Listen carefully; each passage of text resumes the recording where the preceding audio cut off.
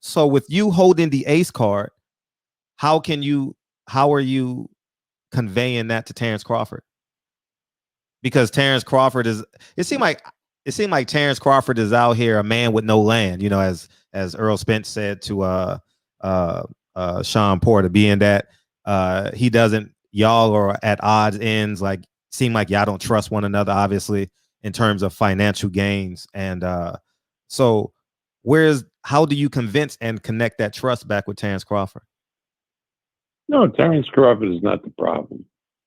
I mean, it's people who really don't know very much Uh-huh. about the business who have been talking to him. But Terrence, I can talk with Terrence. Terrence is very intelligent. Mm-hmm. He understands that he's getting top dollar. Mm-hmm. He's frustrated because he doesn't get the fight that he wants Mm-hmm. to to, to have bragging rights, and that's with Spence. Mm-hmm. Uh, I mean, you put him in with with Garcia, you put him in with Porter.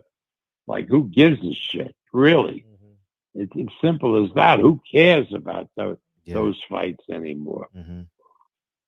And that's funny you say that, because I said at the at my post fight review, I actually said Earl Spence beating Danny Garcia in that fashion pretty much makes, and I actually included Terrence Crawford in this. It made the 147-pound irrelevant, because I saw a skill set in Earl Spence. If he stays on a railroad tracks in terms of being disciplined to his game plan, it's damn near impossible to beat, but behind that long jab, and Terrence Crawford, I said would be the closest fight.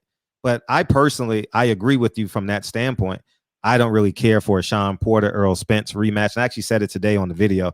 I personally don't bother, don't care to see it, because we know what's going to happen if Earl Spence just becomes, use the basketball analogy, a Tim Duncan in the boxing ring.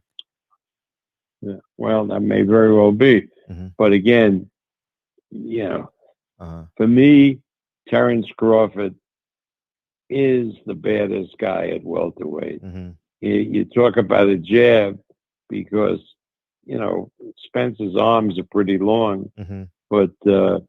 but Crawford's arms are longer. Right. You know that Crawford has a bigger reach Yeah. than Spence does. He's not much of a jab. He's more of a snaky type of fighter. Like he try and find he's not like Earl Spence with the jab, but he does have rangier, ganglier arms. I would agree with you with that. Yeah, you can once you start jabbing him, Mm-hmm. wherever side he starts on, he'll switch up on you, Mm-hmm. and and then you lose your rhythm. Right. That's his game. Right. People in the chat want to ask you two questions. Feel free to answer